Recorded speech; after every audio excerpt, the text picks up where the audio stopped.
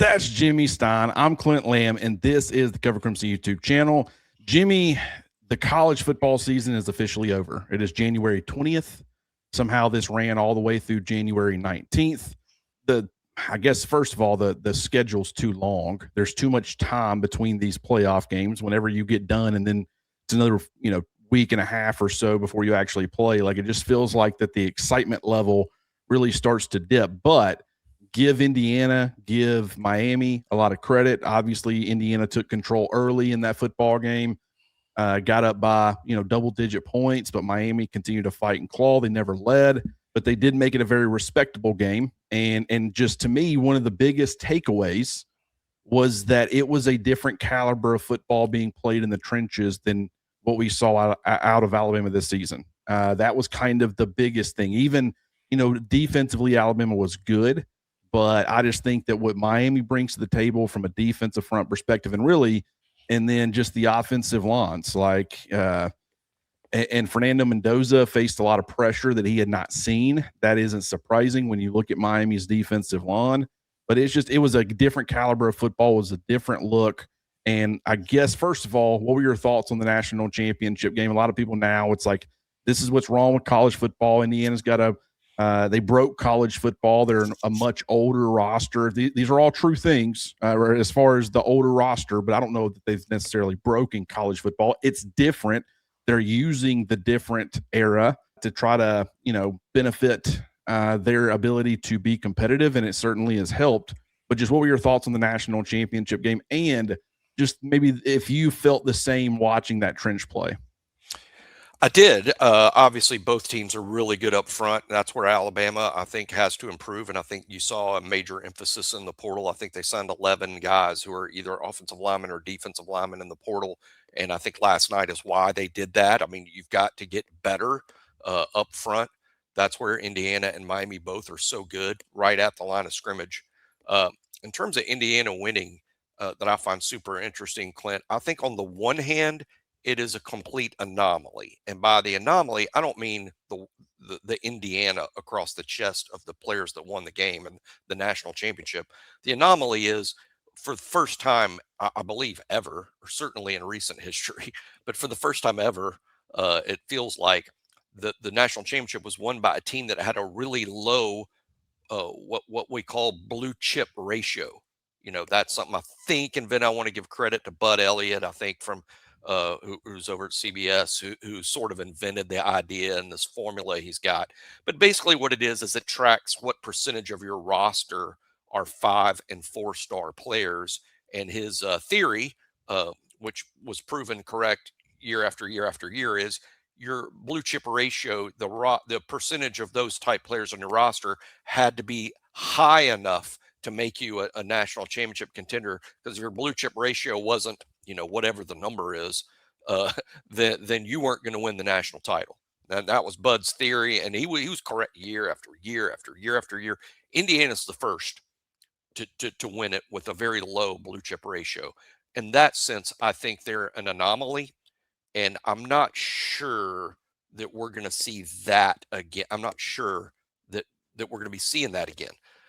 Now, what's not an anomaly, Clint, is the Indiana coming out of nowhere and now they're a national champion. I don't think that's a one-off. I think there's this new era of college football, and the new rules are going to produce an Indiana here and there. You can just name teams that have not been hugely successful. I mean, who's next? Kentucky, Purdue, UCLA, North Carolina State. I mean, someone who has not been a national championship contender in the past is going to win a national championship soon-ish.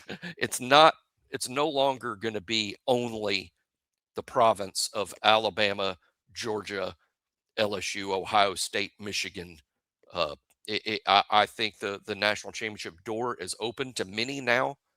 And we'll see that. But I do think it's a little bit of an anomaly that Indiana won with so few 5-star and 4-star players on their roster. Is that an anomaly? I think so.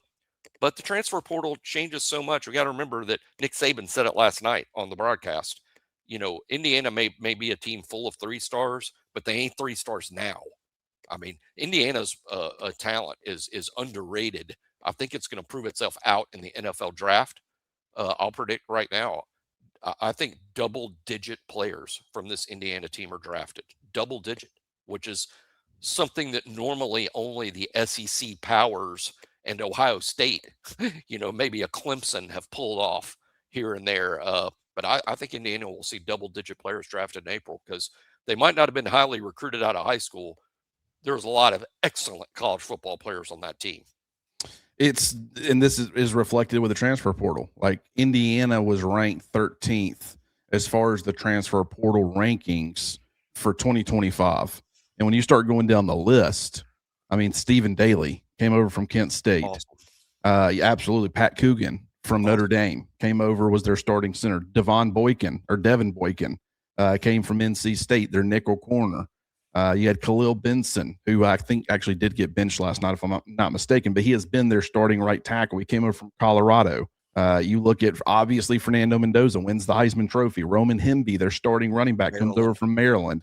Wheeler, the interior defensive lineman from Western Kentucky. I mean, they added quite a few, not only starting players or starters, but impactful players, guys who made a significant difference on that football team. And that is also after bringing over a ton of James Madison transfers the year before. And a lot of those guys sticking around because they kind of weren't viewed as these highly rated NFL prospects. And that added a lot of experience, a lot of continuity, a lot of maturity, and all of that stuff ended up helping. This is why people keep bringing up the age of Indiana's roster. I don't think we should look at it. It's different. But I mean, it's like they took a formula and they executed it to perfection. And I don't know if they will continue to be able to do that. I mean, but Alabama, and what I'll say is a lot of these players like, Stephen Daly, he was a 3-star transfer portal player, rated as an 89 overall. Devin Boykin was, a 3-star, and Khalil Benson. And, you just go down the list. Now, granted, Fernando Mendoza, you had guys like Pat Coogan, who was a 4-star, but a lot of these guys are kind of rated in some ways similarly to a lot of the players that Alabama added. Now, I'm not saying that means that these Alabama transfers are going to be that, but what I am seeing is I think one of the biggest problems is that we still haven't really perfected how to properly evaluate the transfer portal. It's why I say that, I think the people are pushing back unfairly at times against the On3 rivals and 24/7 Sports as far as these recruiting rankings and how it all works. And I will defend where I feel like it needs to be defended, but it's just very tough for me to wrap my mind around. There was, I think the number is 10,000 players entered the transfer portal. Maybe I'm wrong on that. Maybe it's not quite that many. Right. And it's damn near impossible to evaluate all those players. And so there's going to be guys who fall through the cracks. There's not going to be an adequate reflection as far as where you're ranked in the transfer portal rankings versus how they actually end up impacting you. But I do think, Indiana sitting there at 13, that tell you they were a national championship contender. Well, based off of some of the returning players, it probably said this is going to continue to be a top 15 team in college football, especially with their schedule. But no one saw what they became. No one. And I think in some ways that is, kind of an outlier, so that's something to keep in mind. But it was the trench play to me stood out in a major way. Like when they needed big runs, it was a physical war for 4 quarters in the trenches, and it was fun to watch, and it was refreshing. And I know a lot of Alabama fans they long for that. That was such a massive part of, like, when you saw these LSU Alabama wars that would happen. It was just trench play, just absolute, just back and forth. And Georgia at times when they were going to war with them. Even against Auburn, in some of those instances with Derek Brown and Marlon Davidson and some of those players, just wars in the trenches. And we just, from Alabama's side of it, we haven't seen that to that extent. And it's not just in the Kalen DeBoer era. This was starting to happen in the Nick Saban era. The way that the defensive front was built, it was built more around the edge, and with the Will Andersons of the world, who are very physical and very flashy and very fun, super impactful, super dominant players. But Reuben Bain, he's a different build. He brings a different violence. Now Will Anderson's extremely violent. That's probably not the one to compare it to. It'd be more so the Dallas Turner or Chris Braswell, where they're really good football players. But just, Miami right now, their defensive front was, despite the fact they lost, it was beautiful to watch because they put Fernando Mendoza, in a blender. Some of those were late hits, or excuse me, not late hits, but targeting. I do think the refs missed a couple of those calls, but they did kind of take this. We're going to hit you, and we're even going to risk these flags because we're going to let you know we're here. We're going to make you not like football. We're going to try to make you not like football. Now, Fernando Mendoza's over there diving into the end zone, putting them up and, putting his body on the line, taking a shot right into his spine, as he's doing it. Getting folded and he didn't bother him. He's a warrior. But I think that was Miami's mentality of we're mean, we're physical, and we're going to play mean and physical in this football game. And we're going to see. And what it showed was while Indiana, because they are just such a good football team, overcame Miami, they made a statement early. They were not going to be intimidated by Indiana. Like I think, as sadly as I hate to say it, Alabama and Oregon. They seem kind of, whoa, this team's way more physical, way more technically sound. They were kind of overwhelmed. Miami was going to take the fight to Indiana and make a statement early. We're not going to be that in this football game. This is going to be a war, and that's exactly what it turned into. Yeah, and Miami isn't built like Indiana. Miami is the more traditional 5-star, 4-star talent. They have a lot of dudes, names that that we follow through recruiting, and a lot of people listen to the show that follow recruiting every day.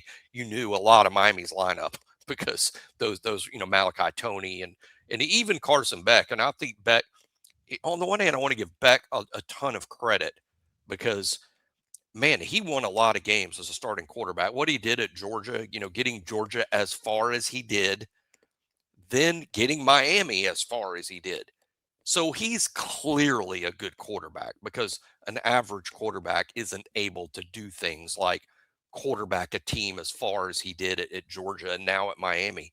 But at the same time, the fact that he threw that terrible interception at the end that ended the game was also so Carson Beck. Like, Yep.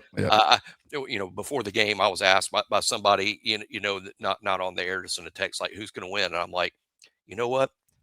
If it's close, the game's either going to be not close or close, right? And if it's not close, who's going to win? Indiana. If it's close, who's going to win? Indiana. Why? I like Mendoza over Beck in the fourth quarter. And that's sort of what happened. Yeah.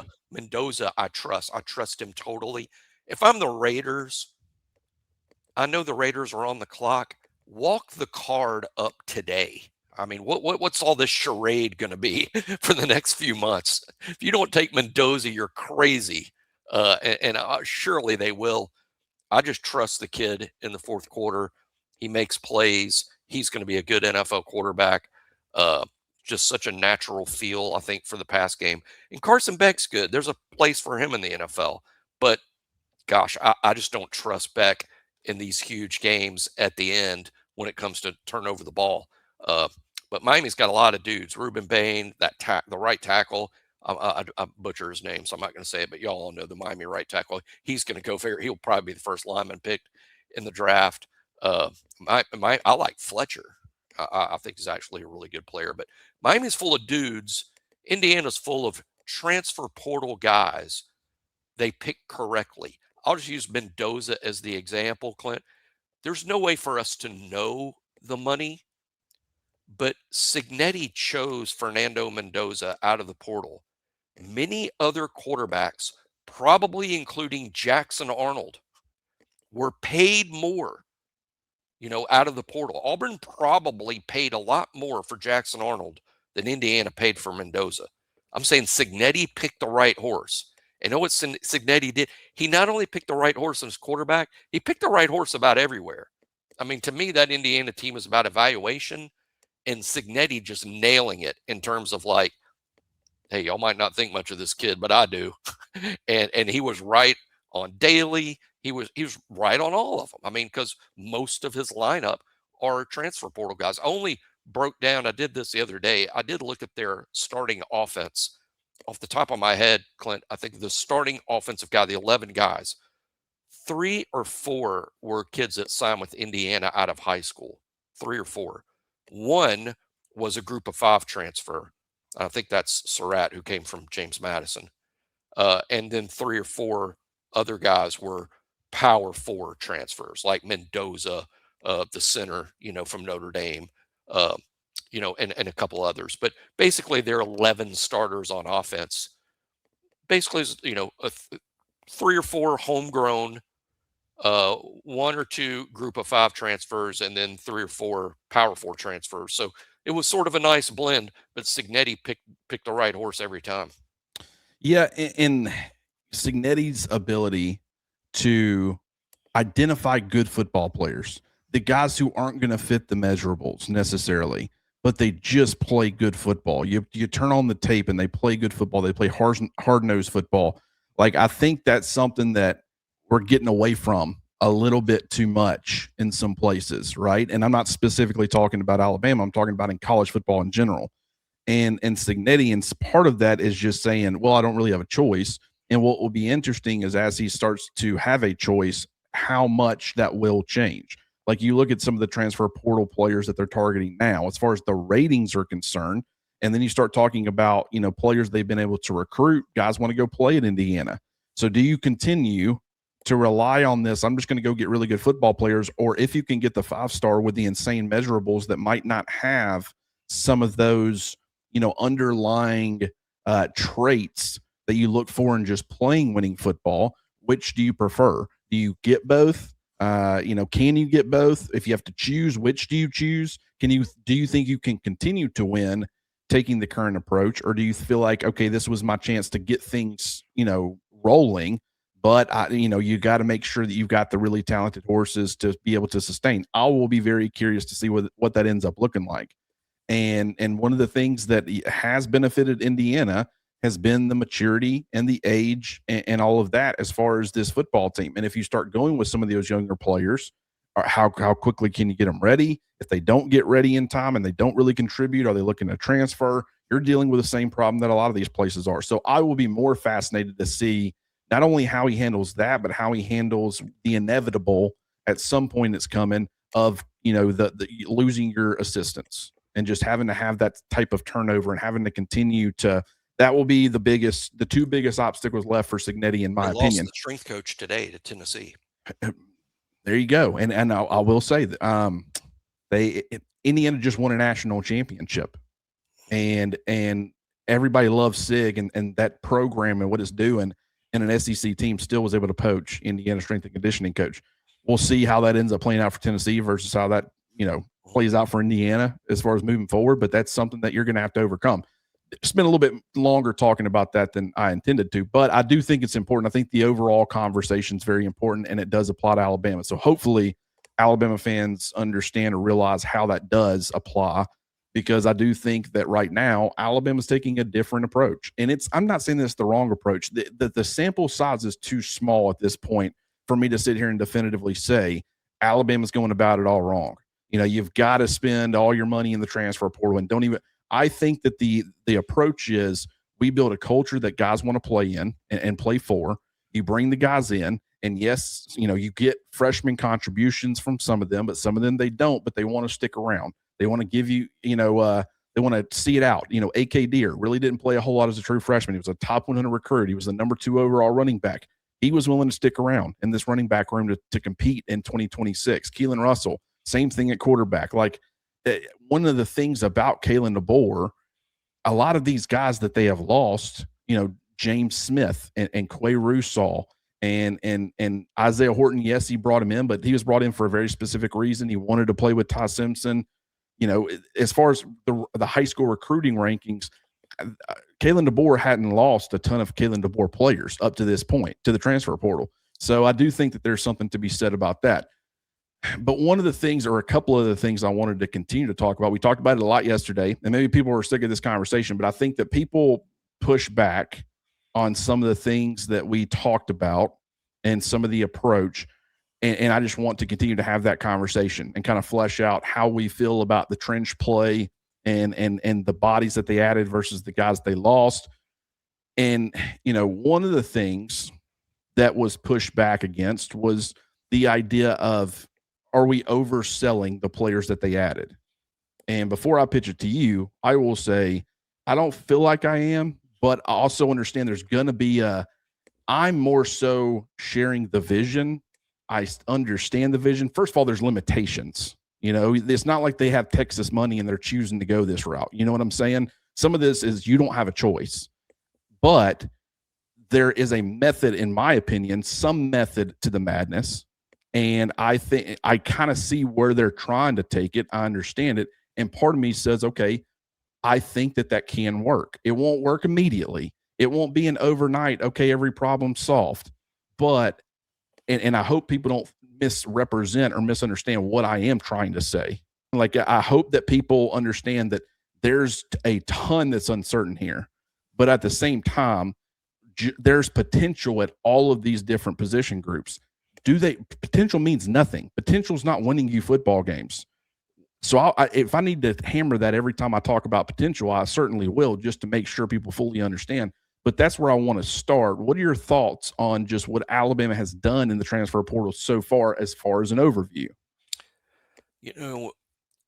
What I'm looking for out of the portal, or what's ideal out of the portal, and I think what fans would like to see, are proven good players. And by proven good players, I mean guys who have played a lot of college football and have been really good doing so. I think in terms of what Alabama signed out of the portal so far, and it really is winding down. I don't know that there'll be any big names added going forward, but I think they only signed 3 or 4 guys I would describe as proven good players. One would be like Devin Tompkins from USC. He's played a lot of football at USC. He was a starter this past year. Put a lot of good tape out there.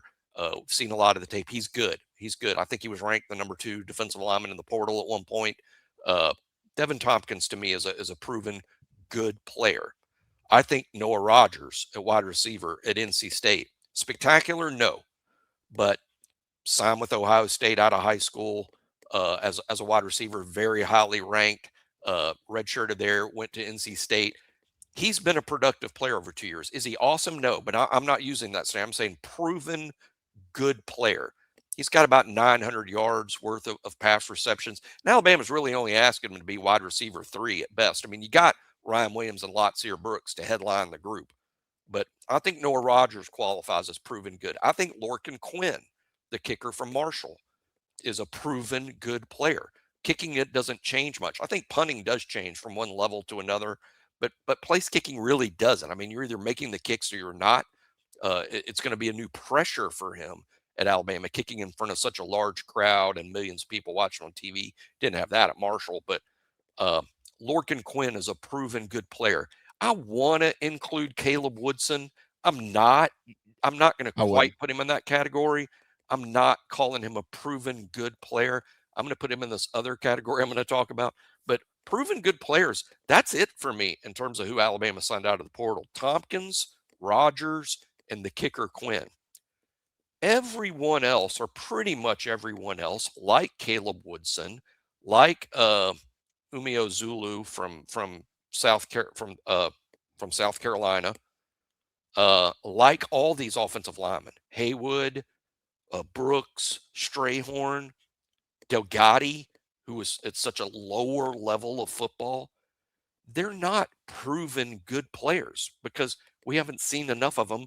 In Delgatti's case, at the highest level, we haven't seen enough of them to say that they're proven good players.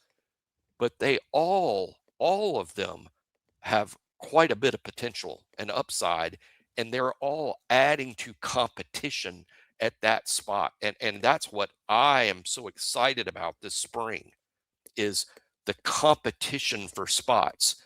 Who knows going to win them? I mean, we'll have our predictions. That's what's going to make the show fun. We'll have our predictions as to who's going to win these starting spots, but we could be so wrong because of the like I said, Haywood versus Jackson Lloyd at left tackle. with maybe Nick Brooks involved, maybe with Strayhorn versus Delgatti at center, on the defensive line. So many battles. Terrence Green is going to be battling folks. Lyndon Simmons battling folks. Tompkins battling folks to stay in the starting lineup. Inside linebacker, Caden Jones versus QB Reese, and to say nothing of Luke Metz and Duke Johnson and those guys. So I think the competition for starting spots this spring is fun, in large part because Alabama who bought in the portal. It wasn't all just the proven good players. I only count like 3 of them. The rest of them are going to be competing for spots, but they're good enough to compete for the starting spot. Let's see how many of them are won by the portal guys versus guys that Alabama returned from last year's team. Yeah, and you start talking about the defensive front, and I mean, first of all, I said this yesterday on Twitter, and I'll reiterate it here because the audiences don't always overlap completely. Anybody who is being critical of Alabama this year or this offseason, or there's concern, you should not blame those people. You should not sit here and say, no, you suck it up. You say everything's going to be good, great, and wonderful. No, if they're giving you an honest evaluation of things, that's all you can ask of them. Will it be right? I don't know. I don't know if I will be right. And granted, I will sit here and tell you there's a lot that I am concerned about. We have shared some of those concerns. I understand the vision. I see what's trying to be done. And so my point is, understand that not everybody is going to buy in without seeing it. Some people need to see it. I'll tell you what I did see, though. I saw an offensive line that wasn't all that great this year. Granted, was it as bad as some people make it out to be? Absolutely not. This is compared to what Alabama fans are used to with an offensive line. Now, you can say that how can you be used to it when, like, the last half decade, it's kind of felt, more or less the same, which is very fair. But compared to some of the offensive lines that Alabama has had, it fell well short of expectations. And what I will say is it was littered with experience. We talked about this yesterday. Across the board, I think I said 4 guys. Actually, I think it was 5 players who had starting experience coming back, where you could have had all 5 of your starters started games for Alabama in 2024. Plus, you added a guy like Cam DeBoer who had, SEC starting experience and plenty of SEC experience at a prominent program like Texas A&M. And you added Jackson Lloyd and Michael Carroll and some of that 5-star talent where you say, hey, if Michael Carroll just ends up being that dude, he's probably going to take a job from somebody, which technically he did. And it will be because he's just that much better. Well, you end up being kind of wrong on some of that. There's some level of truth, but it was more so that the offensive line we saw a very experienced bunch. Yes, there was a lot of rotation. Yes, that could have contributed to the offensive line never really gelling, but it just never looked right. They never got it right. And to me, I can't sit here and blame. Can it get worse? It can absolutely get worse. But, at the same time, let's say you were returning all 5 of your starters that you finished the year with in 2025 and 2026. Are we expecting it to just get that much better? Like, do we think that, now they got more experience? I mean, they're already really experienced. The only one that wasn't was Michael Carroll. And was Michael Carroll the problem? Sure, he had his ups and downs, but he wasn't really the problem. Cam DeBoer had problems. Geno Vandermark had problems. Jaden Roberts, when he was out there, he had problems. So my point is the experience factor, while it can be extremely beneficial, and I would 10-to-1 rather have experience than not have experience, I also can't blame the coaching staff for saying, well, we're losing a ton of this experience anyways. Parker Belford was a perfect fit schematically, or almost a perfect fit. You would have loved for him to be a little bit bigger, but overall, considering his size limitations, he was very strong, but he's a fit. That's a guy you don't want to lose, but you're losing to the NFL anyways. But a lot of these guys, I mean, they had exhausted all of their eligibility. So you are going to have to go from experienced to inexperienced. It's just a matter of to what degree. And then you look at guys like Wilkin Formby. Did he fit schematically? I think he fit better at guard. He didn't want to play guard. So, I mean, him at tackle, I don't think he fit what they wanted to do, playing tackle. And that's what he wanted to play. So he went elsewhere. That's a guy that you lose. And so a lot of this, you didn't really have a choice, but they did get the right pieces in place. And I'll continue to push back on anybody that disagrees with that. No, I like that they handpicked these guys. I mean, Grubb's involved, DeBoer's involved.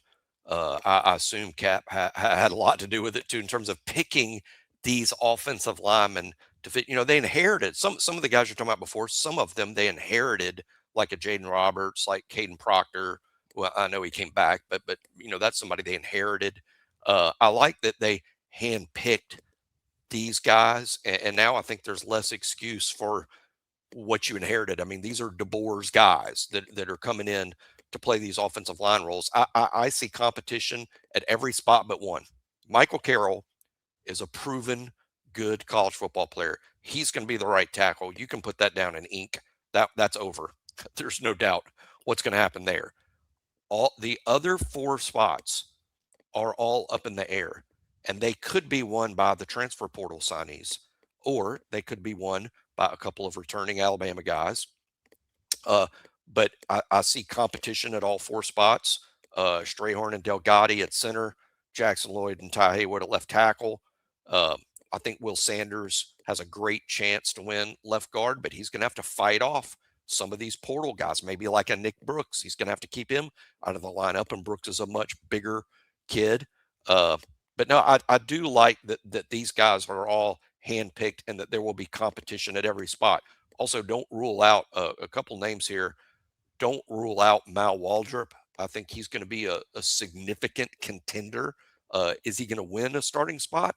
I'd probably predict against it, but I know this, he's going to be in it. He's going to be in one of these spring races. So I think the offensive line is going to look dramatically different. You make a great point about all that experience last year just didn't seem to help Alabama. But one other point you made about the offensive line not being as bad as we made it out to be as fans. Parker Brailsford's going to go probably day 2 of the draft. Caden Proctor is probably going to go day 1. I don't know that they're going to be picked, but Cam Dewberry, Geno Vandermark, and Jaden Roberts, they're all going to be in NFL camps. All of them. I mean, so that's 5 offensive linemen, 5, Dewberry, Roberts, and Vandermark, to go along with those other 2 that will be in NFL camps. Will they make teams? I'm just saying it's kind of hard to argue that the offensive line, the makeup of it's terrible when you're talking about 5 NFL players plus Formby plus Michael Carroll, who's returning next year. So really, I don't think it was as bad as the loudest critics insist. It wasn't good enough. And that's all that really needs to be said. It wasn't good enough, and they need to get better. And it'll be interesting to see if the guys they've handpicked are better fits than some of these guys that they sort of inherited. Well, number one, just the Mal Waldrop point, to me, based off of what you're describing, and I agree with you, he kind of feels Will Sanders 2025-esque, where he wasn't a guy that you projected to start, but you had started to hear some buzz and started thinking, this guy will be more in the conversation than you think. And it is possible that he ends up winning a starting job. He played some, but he never won a starting job, but it was a guy to kind of be excited about for the future. So I feel like 2026, that might be Mal Waldrop kind of filling in that, you start to get excited. But, as far as the offensive line, now I feel like sometimes people go, like people who listen to our show or people that I've talked to on Twitter, which they do listen to the show, they go and listen to other people's takes and then they come back with their arguments. I don't know if they're trying to pit us against each other. I'm not going to mention anybody by name if that's what's being done. I don't even know who it would be. But there's been times where I've picked up later on, hey, hang on, this argument was actually coming from this person, not this fan. I'm fine with that. I mean, no disrespect. If I push back and I have an opinion, that's not what I'm trying to do. But what I will say is someone said, well, you keep saying that they went for players who fit the scheme and fit the system, but Nick Brooks doesn't fit that at all. And there was another one. Ethan Fields, that might not fit the system. So why did they go after those guys? Well, first of all, numbers. You need numbers. I've talked about, and I'm not saying that Ethan Fields was added to be a practice squad guy. I'm not saying that whatsoever. I'm saying that having the different body types in certain situations can be beneficial, but I want you to look at the overall groups as far as what they lost versus what they gained versus what they kept. Caden Proctor, do you think he was an ideal schematic fit for Kalen DeBoer and Ryan Grubb? Probably not. I mean, At three, probably not at that he was size, not. playing tackle. Probably not. He was Tyler Booker to me, to an extent, not to the extent that Tyler Booker was, but Tyler Booker was like, they can make it work. He's one of those freak athletes at his size. So, I mean, he can pretty much, I mean, but there were limitations as far as him pulling and getting out in space. It's not really his forte. It's not what he's a mauler. He's a guy who moves people off the football. It's the man blocking, it's things like that, so Proctor was not the perfect fit, but certainly if he would have wanted to have come back, I don't think they would have necessarily said no. And they might have asked him to move positions. I don't know. But Parker Brailsford was a fit schematically, but you didn't have a choice. He chose to go to the NFL. It is what it is. Cam Dewberry, eligibility would have been gone anyways, but he really didn't fit. Jaden Roberts, eligibility, same thing, wasn't the best fit. Geno Vandermark, yes, they brought him in as a transfer portal player, but he had experience. He's a technician, but from an athleticism standpoint, doesn't really fit what they want to do. Wilkin Formby, once again, already said this. He was a fit on the inside to an extent, but he didn't want to play inside. He was not a fit outside. He's now elsewhere. I'm not saying that Alabama ushered all of these guys out the door, by the way. Sure. Olasalinen, not the best fit. Micah DeBose, I love the power. I mean, just, the strike in his hands, the violence in which he played. Loved him coming out of high school. But once again, it's not like this high quality athlete at the position. Not the best fit. Rock Montgomery, pretty self-explanatory. Arkell Anugwam, I just watched him, just wasn't overly impressed. So let's look at some of the guys they did bring back. Michael Carroll, he fits. Will Sanders, he fits. Jackson Lloyd, he fits. Mal Waldrop, he fits. So the 4 guys they brought back all fit. Now let's look at the guys they added, whether it be from the high school ranks or the transfer portal. Rayson Delgatti, he fits. Ty Haywood, he fits. Caden Strayhorn, he fits overall. I think he can kind of do either. He's one of those guys, Michael Carroll is one of those guys where he could end up being a dude in a number of different blocking schemes. Nick Brooks does not fit. I will agree, but he played in a system that does ask its offensive line to be pretty athletic at Texas. When that Steve Sarkisian offense, you look at Ethan Fields, same thing, not the ideal fit, but he played at Ole Miss. He made it work there. Bryson Cooley, he fits. Jared Doty certainly fits. Chris Booker certainly fits. Tyrell Miller fits. Bear Fretwell fits. So you're talking about 2 players. There's like 1 or 2 that left that were fit schematically. There were 1 or 2 players that you brought in that didn't necessarily fit schematically out of 10 players, but you were looking for numbers, and you still got guys that made it work. So I'll still say the overarching idea of what they're trying to do with the offensive line, I think they pretty much achieved that. And I think there was an emphasis on looking different, having a different skill set, having a different type of player on the offensive line. So I think that what they looked to achieve as far as changing their offensive line, they were able to achieve it, Jimmy. I think there's also a blueprint here in terms of like when people are like, well, what does he mean by fit? I think there's a blueprint here, and it's the Washington offensive line that they left, the 2023 Washington Husky offensive line, which won the Joe Moore Award as the best offensive line in college football. I think it's those 5 sort of, a blueprint. I mean, they want it to look like that. And it did feature, by the way, Parker Brailsford. Now, he was a redshirt freshman. He was the only young guy starter that they had. But, what I remember about that group, and by the way, other than Brailsford, now they'll all be in the NFL, by the way, now that Brailsford's joining them, that he's aged out. They're all in the NFL. Just athletes, pin and pull guys that get out in front of the run plays, not just maulers at the line of scrimmage, which I think are the guys that don't really fit in what they do, although they can be good players in many systems. But I think with that 2023 offensive line that Ryan Grubb coached, it wasn't just DeBoer. I mean, Grubb was there. Obviously Shepard was there and he's left, and now Nick Sheridan was there and he left. But Grubb, it's not just DeBoer. Grubb has seen it too.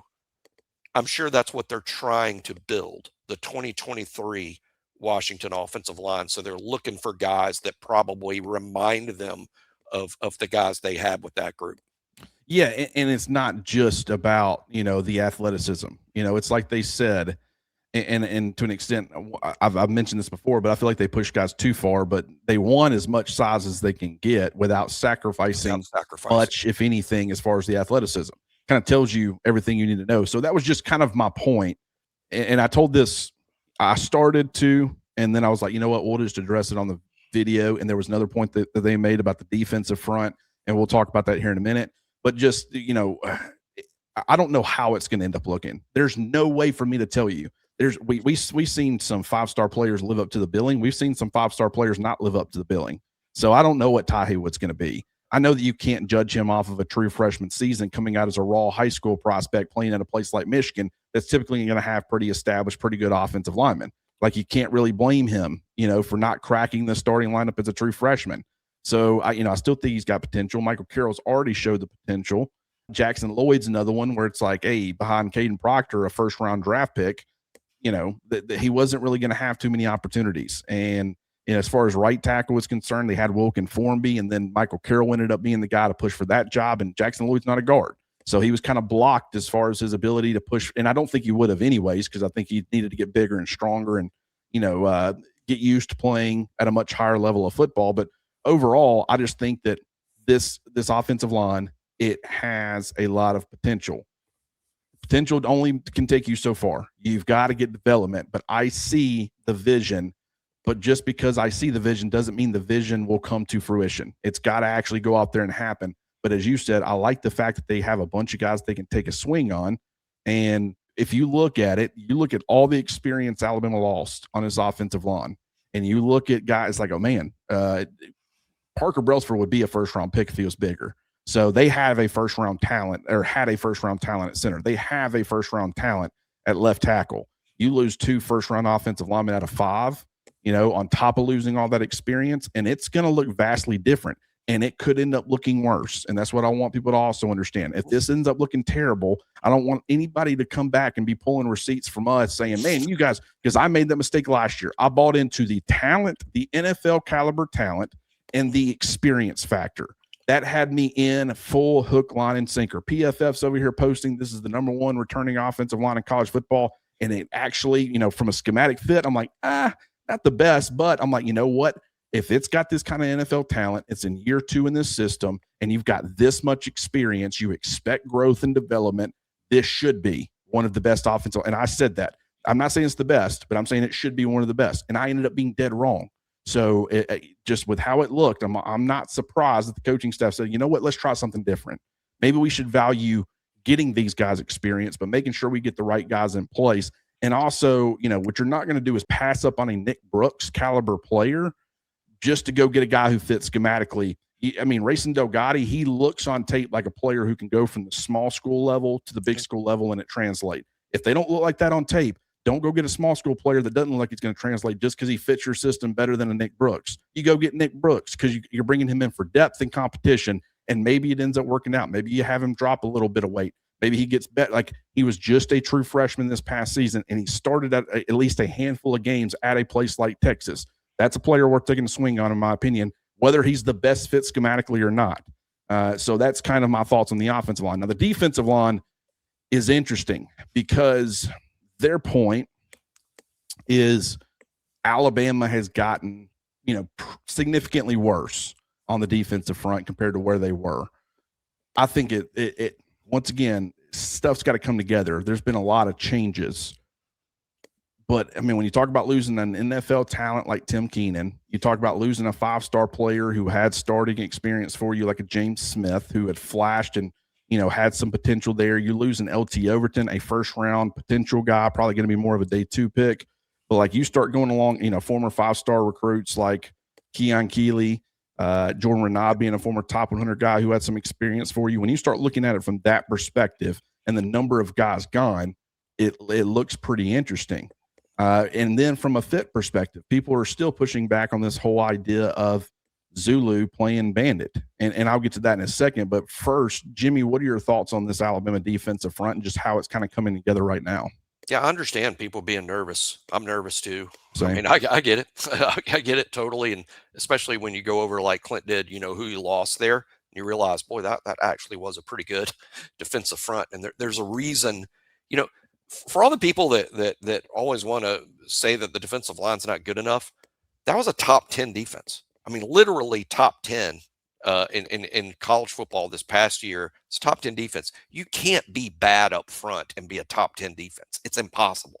You've got to be at least pretty good up front to be a top 10 college defense, but they absolutely were. I mean, anybody can go by any stat they want. I still like total defense as a meaningful stat. And when you take out the group of 5 teams, because I never understand that. Like an NCAA total, they count all the group of 5 teams, and I'm like, but they accumulated those stats against a group of 5 schedule. Correct. They should do the stats like Power 4 and Group of 5. I think when Yeah. they're doing the national stats, but that's neither here nor there. Point is, it was a top 10 defense when you take out the Group of 5 irrelevant things, and so they were good up front. Can they be good up front this year? Maybe, maybe. You just have to have guys come through that aren't proven yet. I'll give a good example of this. I get there's 2 guys to me that are proven good college football players: London Simmons and Devin Tompkins. I think those 2 guys have played. They've started. They've played against ones.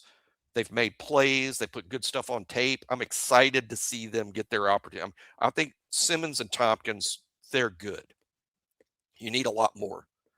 I mean, Terrence Green, for instance, he played some at Oregon, but I'm not sure that I would count him as proven. I know he's playing with the ones, but I'm not sure that he made enough plays yet to really put him in the same category as the other guys. But let me give you one player that's a good example to me of how this whole thing can change. That's Jeremiah Beeman.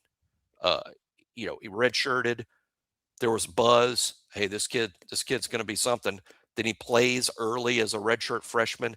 I think looks good, but then is lost for the season with injury.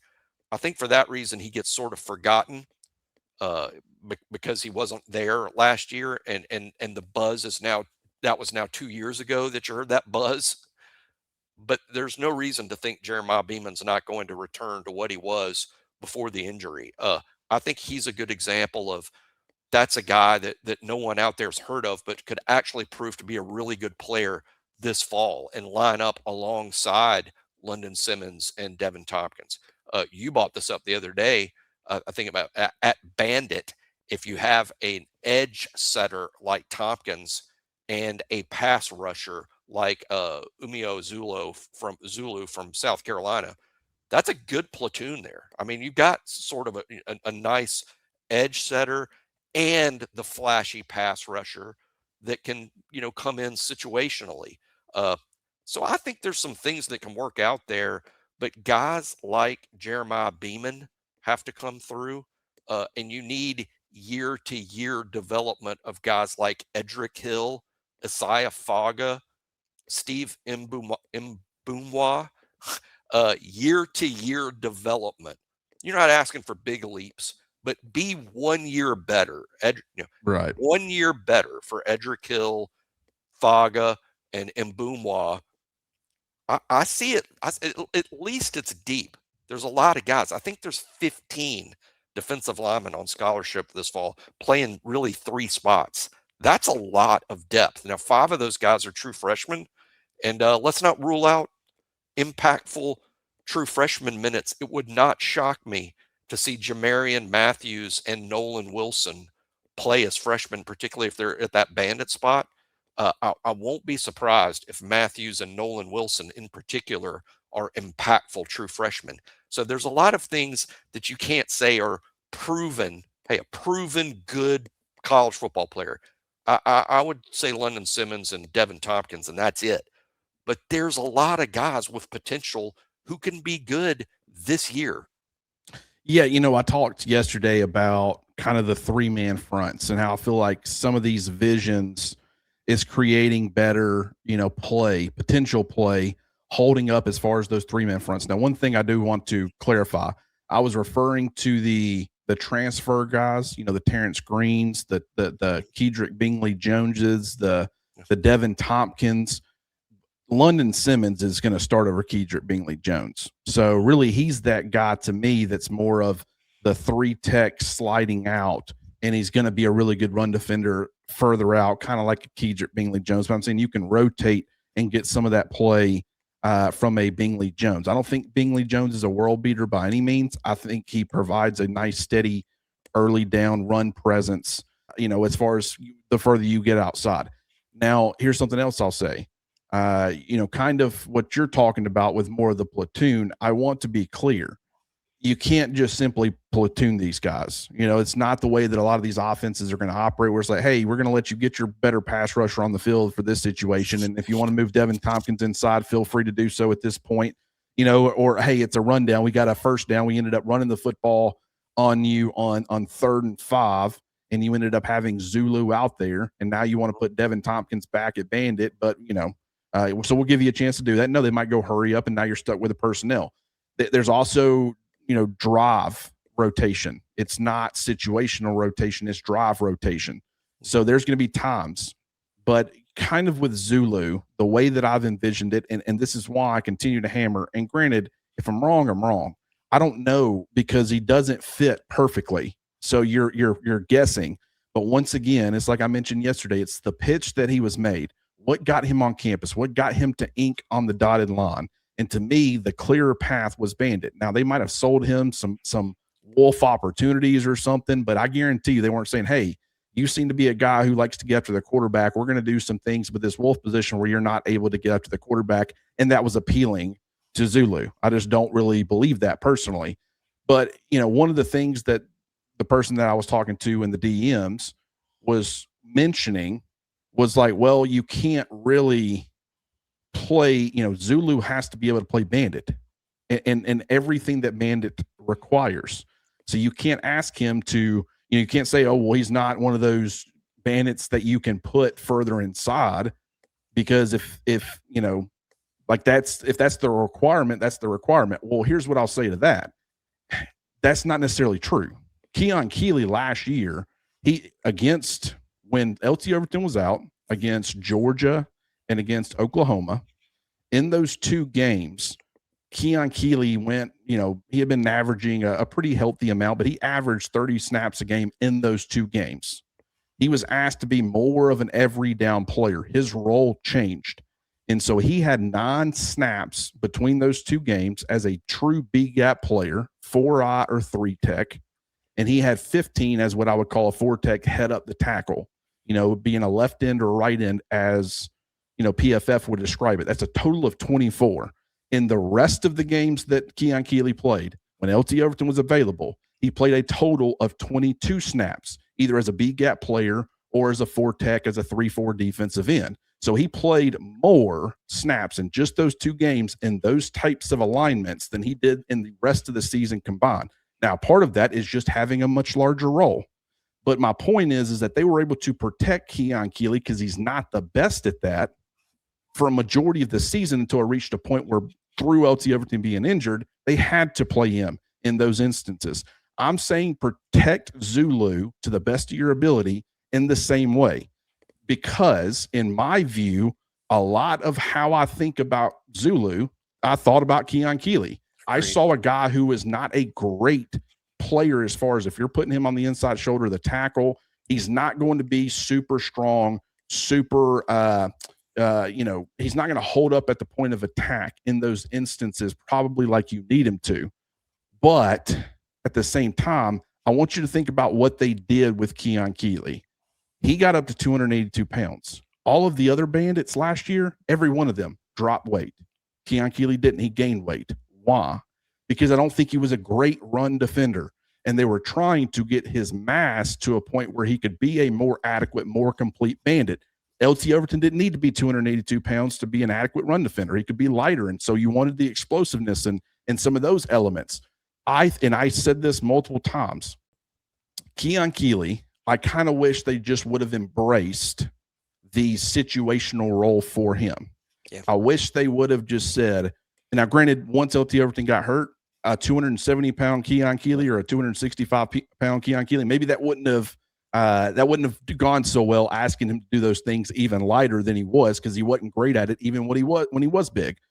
But I kind of wish that they just would have said, hey, he's more of a situational player for us. Let's let him be in a range where he can give those situational looks the best look. And that would have been him being lighter and a little bit more explosive. With Zulu, in some ways, this is your chance to right that ship. Yeah, you can bring him. Yeah, and it's possible they bring him in and they bulk him up to 275 pounds or 280 pounds, and he ends up playing a true bandit, and they try to do the same thing with him that they did with Keon. Or they can say, well, we'll leave him. Maybe we get him up to 260 or 265, but we want him to continue to be a guy who's more of a true edge. And we don't ask him, we protect him to the best of our ability. We ask him to be a situational player, and he helps us in that area. Now, with where the bandit position is at, maybe they don't have that luxury because you're a little, I mean, you do have guys who can be that, but that's kind of my point is I view Zulu as pretty much just a Keon Keely replacement pretty much across the board. I wasn't overly impressed with Keon Keely, the pass rusher. I do understand it. I think he was probably a little bit better than a lot of your other guys as far as the pass rushing upside, but he wasn't super technically sound. He wasn't super explosive off the football. I just have never been super impressed with Keon Keely's pass rushing upside. I'm not super impressed with Zulu's, but I think he does offer something on that front. I think he can be an effective pass rusher to an extent. So I have just straight up viewed Zulu as a Keon Keely replacement. And, the way you describe it, I think in some ways you're saying something close to this, and I'm putting words in your mouth, but basically Tompkins can sort of replace what LT Overton was giving you at Bandit, and then Zulu can replace what Keon Keely was giving you at Bandit. And in fact, maybe you're going to be better at Bandit because maybe Zulu's a little twitchier than Keon and might be a better pass rusher than Keon Keely. And whereas Tompkins, big and thick like Overton, probably might be as good or better against the run than Overton was. But again, you can't just substitute based on the other team's not going to cooperate. Like you said, they're not going to cooperate and run the ball at Tompkins and throw the ball from deep in the pocket with Zulu. They're not going to do that for you. Zulu's got to work on becoming a 3-down type player best he can, and Tompkins is going to have to get after the quarterback best he can while they're out there. But I think that Tompkins and Zulu can be an adequate or better Bandit situation than what Alabama had last year. And then you're asking probably Terrence Green to come in and give you what Keenan gave you a year ago. It's a big ask, but Terrence Green's a big kid. He's older. He's experienced. He's played a lot of big football games. And maybe London Simmons is going to be more of that 3-tech James Smith role. James Smith just had 28 tackles, 6.5 tackles for loss, 2.5 sacks last year. London Simmons was better as a true freshman than James Smith was as a true freshman. Now, different roles, different teams, sure. But I'm just talking about in terms of making plays on the field in the games. London Simmons was better as a true freshman than James Smith was. And now you're going to be sort of asking London Simmons possibly to play that James Smith role. So I don't see the defensive line as some sort of hopeless, they can't be good enough. You're going to depend on guys to come through like a Jeremiah Beeman, like you're asking the threesome of Edric Hill, Asai Faga, and Steve Mbumwa be 1 year better, be able to help us with some quality snaps. You don't have to play 50 snaps, but maybe you can give us 10 snaps of good football. It's certainly a deep group. Like I said, 15 guys for 3 spots. That competition amongst that group. And who knows what kind of surprise that Cavante Henry, who goes by Fatatua, now I'm still working on how to say that, but Henry at Bandit, maybe he's a surprise. The spring always produces him, Clint. The spring always produces like, wow, didn't really see him being a thing, but he's going to be a thing. Maybe it's Henry at Bandit. Again, I do think Beeman is a guy to watch, though. I think he ends up winning what amounts to starter minutes, starter snap share. That's a prediction, and he's got to bounce back from the injury. But I do like Beeman up front. I think you started to hit exactly what I wanted to kind of highlight when it comes to this defensive front. First of all, our minds think exactly alike, so that makes perfect sense. But I look at Terrence Green and I think that's your Tim Keenan replacement. I look at Edric Hill and I say that's your Edric Hill replacement. It's the same player, hopefully a year older, so he's a little bit better, but that's that's offset. London Simmons is your James Smith replacement. I think as far as the run stopping ability that James Smith provided as a 3-tech, I think London Simmons brings that. I think they kind of in some ways have similar upside as far as the pass rushing. Maybe James Smith has a little bit more upside as a pass rusher, but I don't think it's significant enough to really, 2.5 sacks last year. Yeah, I mean, so 15 games. He played 15 games and was not hurt. One of the few that never got. Yeah. I don't remember James Smith missing time being hurt. 2.5 sacks over 15 games is not a pass rushing presence. That's right. Yeah, and that's a great point. And Jeremiah Beeman, to me, that's your London Simmons replacement. Your number 2 nose, who's now playing your starting defensive tackle, your starting 3-tech. But Beeman was a guy who was supposed to be the number 2 nose, and he was out all last season. So that's a guy who you didn't have in that rotation that you will have in that rotation. And so even though London Simmons is moving, you're replacing him with Jeremiah Beeman. Kedrick Bingley-Jones is he's a different body type. It's a different skill set, but he's kind of the Kelby Collins. He's more of a deeper rotational piece, can play inside, you can move him a little bit further outside. And he can, if you can do in those 3-man fronts, put him out there, he can provide good run stopping ability. And then Faga is Faga and Stephen Boomois is Stephen Boomois. Now, granted, you could end up getting more out of either one of those 2 players, but I'm saying they offset each other. You can't tell me that Isaiah Faga this year is any worse than Isaiah Faga last year, and same for Mbumwa. Now you move it to Bandit. Devin Tompkins, to me, he kind of has to be your LT Overton.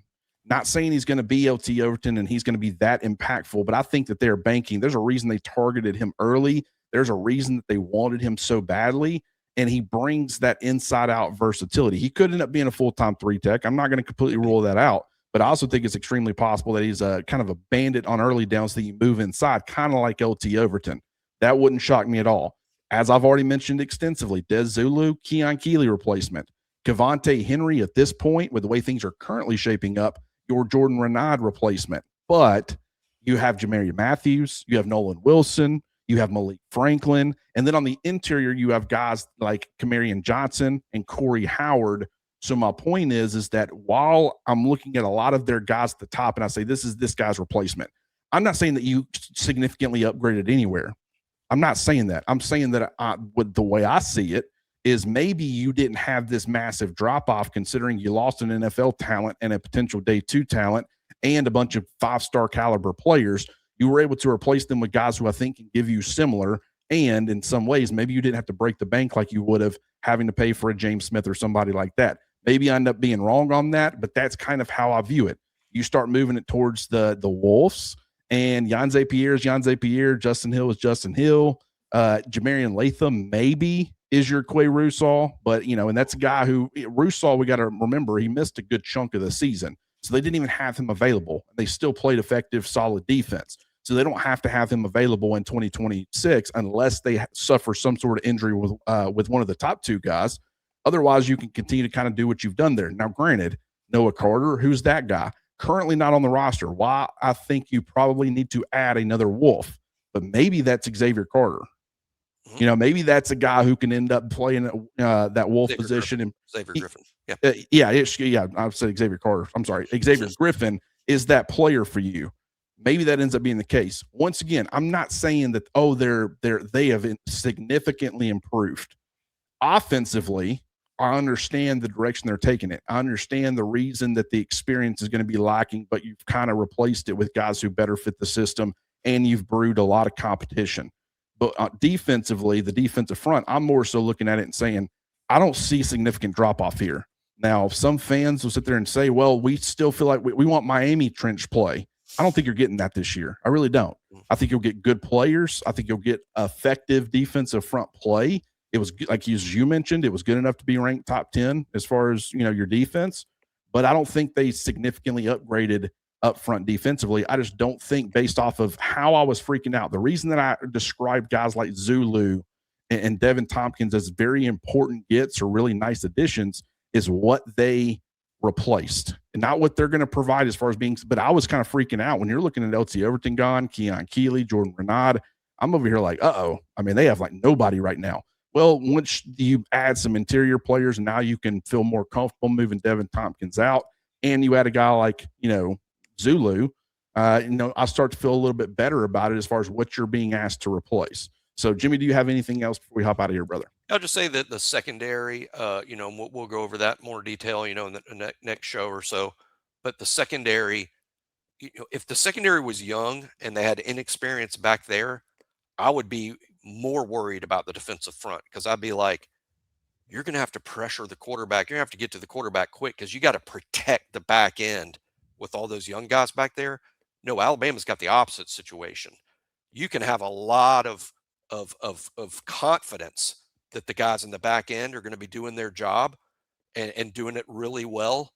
And maybe that allows the defensive line to develop as the year goes on, because the guys in the back end, they got this. They can cover a little longer, a little better than most of the teams out there, because that's as good a secondary as there is in college football. Very experienced and very talented between Hubbard and Dijon and Zabian and Red Morgan and Keon.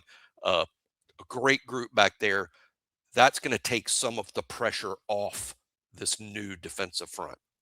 Yeah, and so for me defensively, I don't see and maybe there's some sort of change a little bit. Maybe there's a little bit more of a drop off, on the defensive front and stuff. But I see that kind of as pretty equal overall. Still need to see it, but overall. And then the secondary is, in my opinion, it's going to be better. And I'm actually very surprised that Alabama was able to hang on to all of those safeties. And so maybe I've continued to reiterate, don't know that it's going to have, I think to some extent, Bray Hubbard is going to replace some of that second level production, even if he doesn't play a true linebacker, even if it's just situationally. I could see him. He's going to replace some of that field general, some of those field general responsibilities and stuff. But right now, the biggest unknown to me, the biggest concern for me is that second level, because you had three very experienced, very effective players at off-ball linebacker. And now I like a lot of the options, but I have no idea what that's going to look like. That's more of a TBD. I got to see it. A lot of this other stuff, it's pretty easy to predict how it's going to translate. So, Jimmy, as always, I appreciate you hopping on here with me. We pretty much spent another hour talking about just I guess we spent the first 20 minutes talking about Indiana and stuff like that, but we spent a good 50 minutes just discussing the trenches pretty much. That's not surprising. I know I'm super long-winded. Sometimes I take forever to get my point across. I'm trying to navigate how I'm going to say it in my head and try to make sure that, because a lot of times I come back and I'm like, man, I wish I would have mentioned this. I'm one of those people, but I hopefully people enjoyed the conversation. If you didn't, if it felt long-winded, if it felt like we're beating a dead horse, I've just anytime someone sends me messages or DMs, I read them. I try to take your point into account. But I have my vision on how I think this is going to look. I don't know what to expect from Alabama in 2026 overall. I think they're going to look pretty good, but I have no idea definitively. Not going to feel, not going to be super passionate, or maybe I feel differently as I see that in the spring and you hear buzz. I don't know. Most interesting spring practice in years, because of all the new guys and the competition for so many vacant spots. That's going to be fascinating. It really is. Yeah, it's going to be fun for us. I mean, because every time we go to one of these open practices and stuff, we're going to be able to report all the different competition, who's lining up where, who's running with the first team. And it's not, there's so many positions in the past where it's like, yeah, that spot's already locked up. We know that. This one, it's like, you're going to have to do a full on every position group. What does it look like? And that's going to make the conversation fun, the speculation fun. So I'm certainly looking forward to that. Appreciate everybody for tuning in and letting me, and Jimmy particularly for letting me go on my little rants and dive into these conversations 12 different times, but it won't be the only time. It's the off season. We're going to over dissect a lot of this probably, but we appreciate everybody's patience. If you haven't already, get on over to rowback.com, use the promo code Crimson20 to get 20% off your order, and we will talk to you guys soon.